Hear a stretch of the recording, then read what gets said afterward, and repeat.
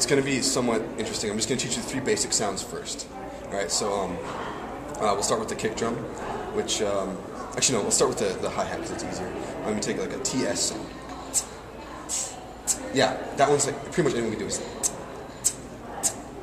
can you try it? Exactly, that's all it is, that's the hi-hat. And then you just lengthen that for crash drums, like, or you can put a K on the front of it, like a ksh or psh, and that'll be different drums. It's just P's, K's, S's, and T's. That's all you're using. But cymbal, really simple. So you got that. And then the kick drum, which is your second easiest one to learn. This is gonna sound really weird, but like, act like you've got a grade A large egg in your mouth, and you've got the rest of your mouth closed around it. So there's like a big space in your mouth. And you say doom. The word doom is what I use. Try it. that happens. I've seen a lot of people do that. It's interesting. This one's kind of different. You're keeping your face tight, but you have to have a little bit of looseness in your lips so the sound can slip through. It's kind of hard at first, but still.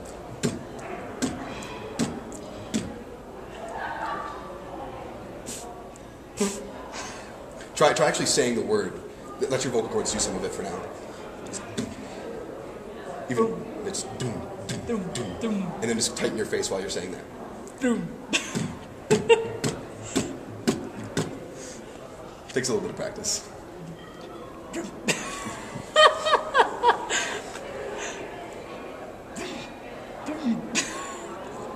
I can't be laughing at the same time.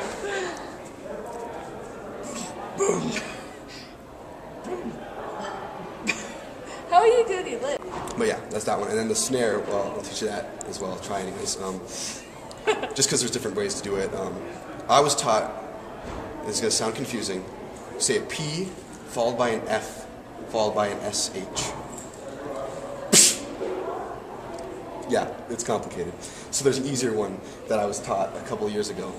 You say the word puff. Puff, puff, puff. Just say the word a couple times. Puff, puff.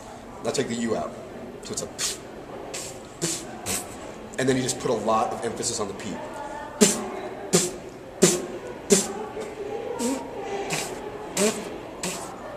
I get a lot of buzz. You're getting there, yeah. And the buzzing is actually the first step. I'm actually doing that.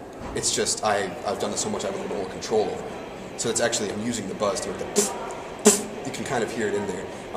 If I do it slightly improperly, which I can't really do on purpose, but it happens sometimes when I'm performing, it sounds like I'm just blowing raspberries. So it's really just taking that buzz and tightening it and controlling it for all the sounds. And so once you get those, you got your or your even that, it's more like a beatboxing one if you're using just the word. Like for beatboxing, you'd be like, it's all really vocal. Though some people do it somewhat differently, or vocal percussion is what I was doing. It's hard because it's all about tightening your lips. Just go ahead and give it a couple of tries with a puff. Say puff without the U. Just give it a few more tries.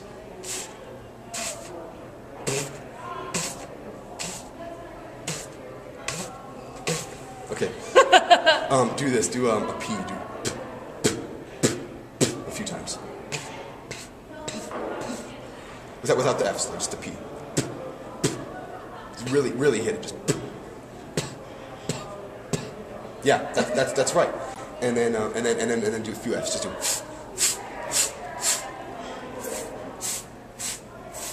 And you just do that a few times. That's how I used to practice it.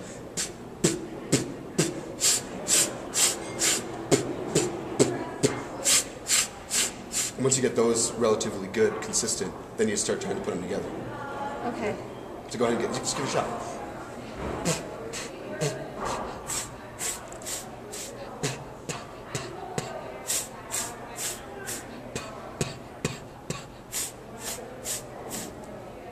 Yeah. And once you get those down, then you just put them together. Just